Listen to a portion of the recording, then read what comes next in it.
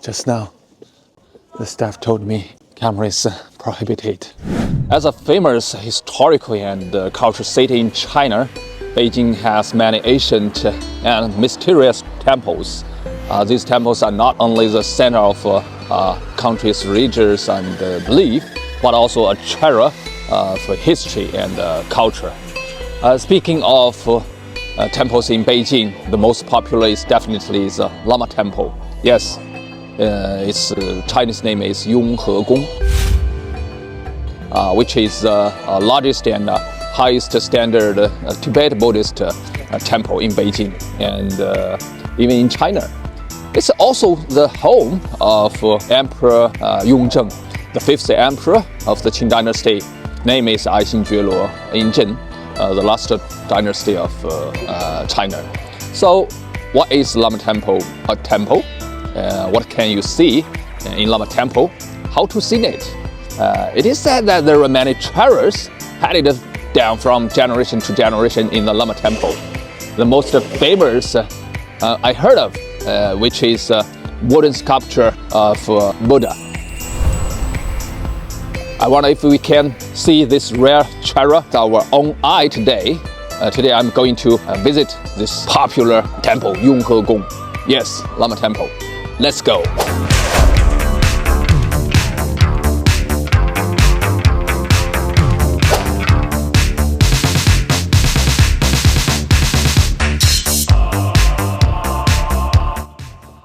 Before entering the Lama Temple, I want to experience the new trend of the city work, very popular among the young people now, which is police bracelet. In Chinese Buddhism, the bracelet is like the crossing Christianity in the hand of clergy. It's kind of a weapon, a magical weapon. Yeah, in the hands of ordinary people, it's a kind of holy weapon.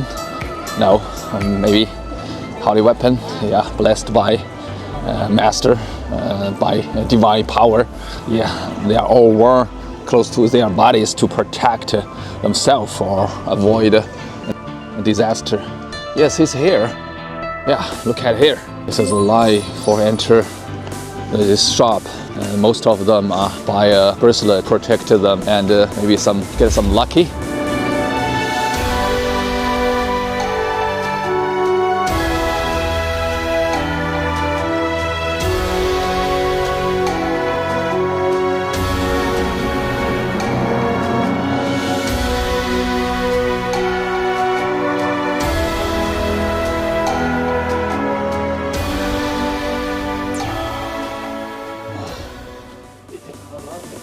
Go ahead.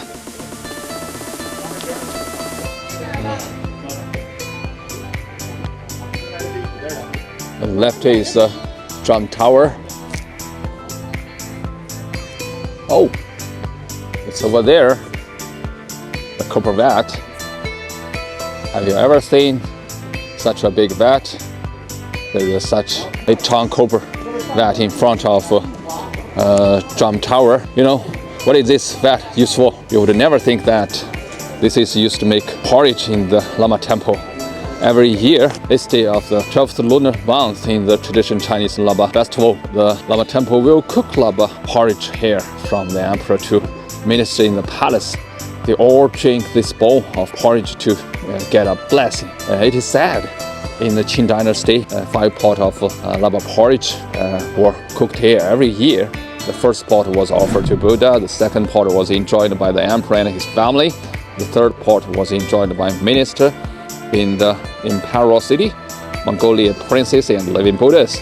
The fourth pot was shared by senior officials stationed abroad who returned to the palace to report on their duties. And the fifth, the last pot, was enjoyed by monks in the Lama Temple. Actually, this custom still exists today. On the 8th day of the 12th lunar month every year. Although there are no princes and generals, there are still crowds of people queuing here to drink Lama porridge. I'm here. The door of the Lama Temple is behind me. So I'm here. I'd like to answer the first question. Why is the Lama Temple a temple? Many people are confused. Lama Temple was built in 33 years of Emperor Kangxi. After Emperor Kangxi completed the construction, he gave it to his fourth prince, Yingzhen, who later became Emperor Yongzheng. It became the Prince Yong's mansions. After Yongzheng became emperor, he turned half of his place into his temporary palace.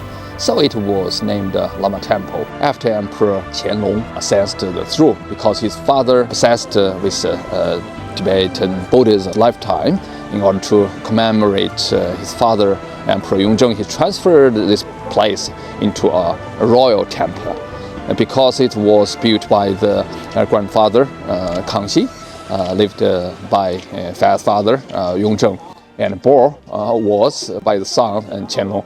It can be said that the three generations of emperors during the heyday of the Qing dynasty were all related to this place. Therefore, it is said that this is a real dragon hiding place. It is also because two emperors came out of here, so the buildings here are all yellow tiles, and red walls, which are the same royal building specification as the Forbidden City. Yes, let's look at it. The yellow tiles and the red wall, all of the red wall, everything is red except the roof. Before the gate is a Chinese traditional style. Two big bronzen lions standing both sides of the Yonghe gate. Here is one, and another is the opposite side. One of these two lions is a male lion, and the other is a female lion. Do you know how to distinguish between male and female? Actually, the lion or store lion or bronzen lion standing, let me teach you how to distinguish the male lion and the female lion. In China, as long as you can see a lion stepping on the hair, baby lion, yes, female lion, which symbolize the prosperity of offspring, the mother of the world. The east side is a female lion, and on the other side of the lion horse is a male lion. Yes. You can see this lion stepping on hydrogen. It's a male lion, which means unifying the world, and it's a symbol of power. And these two lions standing before the gate, both of sides, it's look very majestic and domineering. Yes, it's like, okay, get some lucky. Let's go ahead. Go into this Yonghe gate.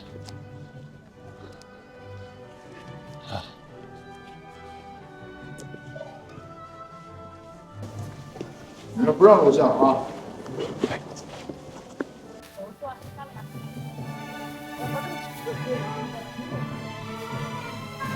Just now, the staff told me camera is prohibited.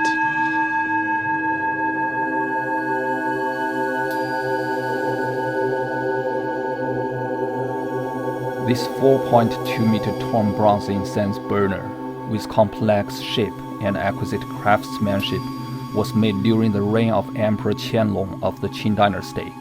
In the current auction market, this incense burner should be worth more than tens of millions of dollars, and its artistic and cultural value is immeasurable.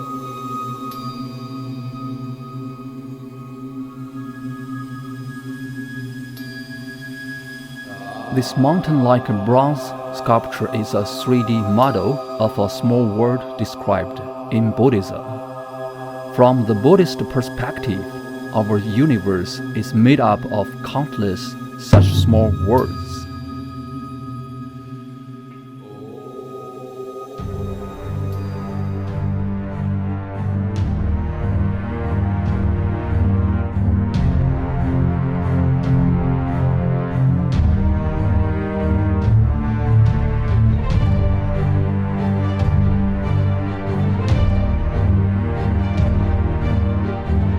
It's amazing. beautiful. Yes. God.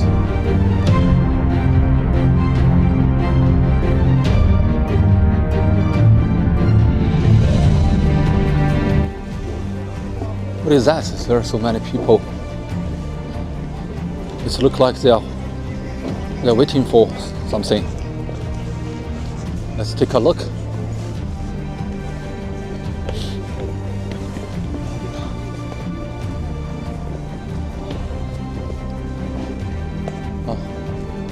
Lama Temple in English, maybe we can see it's a blessing room. Yeah, if you bracelets, for example, and you can take it into this room. Maybe there is a master. He can give you some bless, make your bracelet divine power to protect you. So this is very interesting.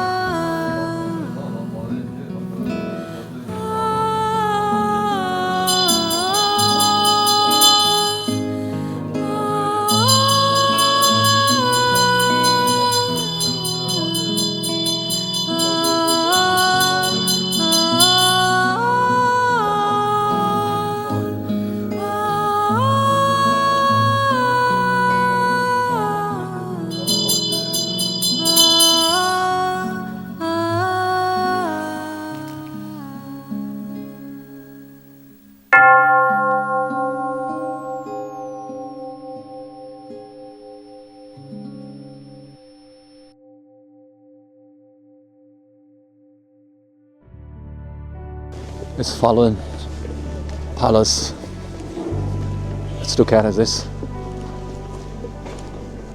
This is the main palace, and on the both of side of the main palace, there's also the two small palace.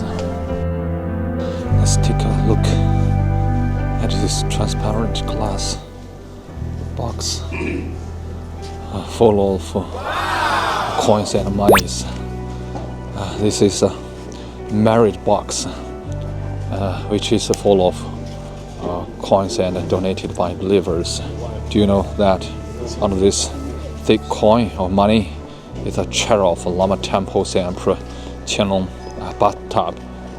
This artwork is carved from a whole piece of golden nanmu. It's a kind of wooden in the shape of being curved with a copper basin inside, which is a bathing basin. On the front of the wooden basin, there is a carving of a cheerful child with his head sticking out of the edge of the basin and his hand around the basin.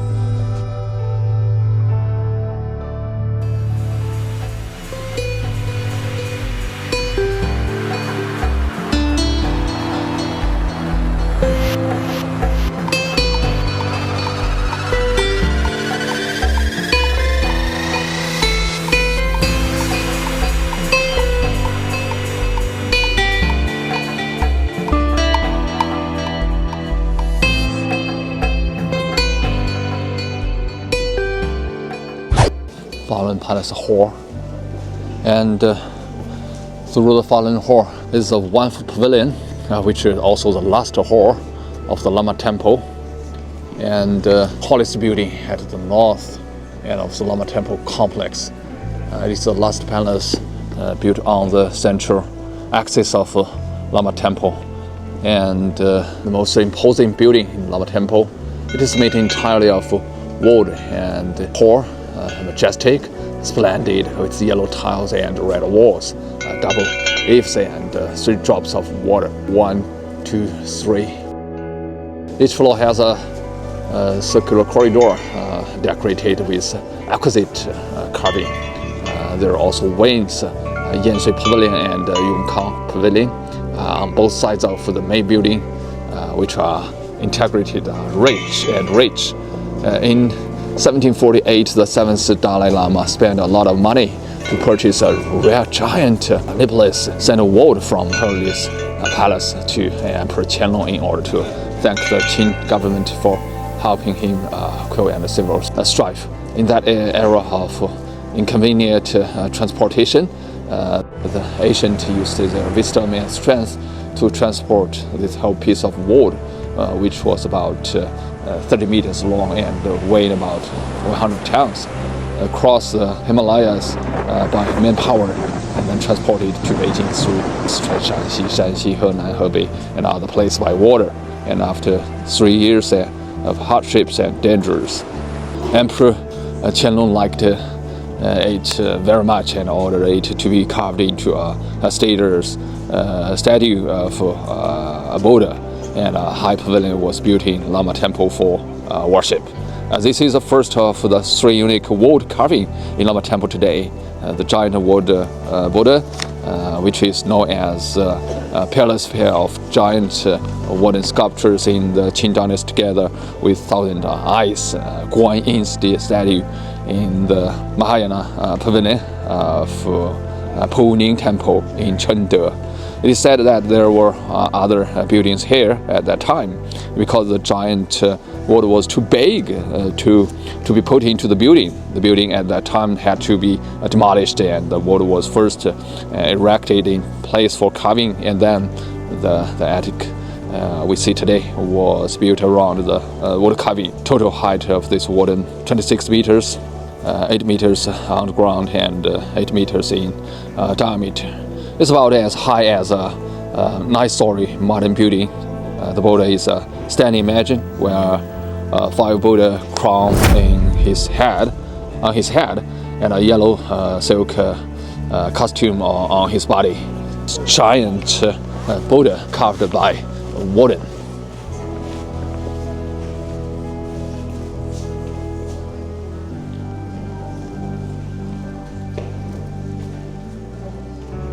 Oh, it's very tall.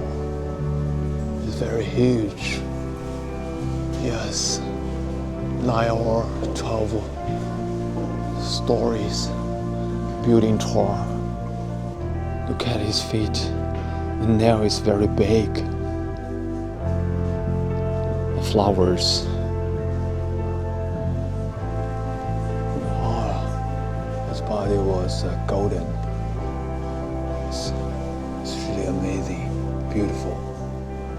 Wow. Walking between the various halls, its unique architectural style combines the grandeur of Qing Dynasty palace architecture with the simplicity and the tranquility of Buddhist temples.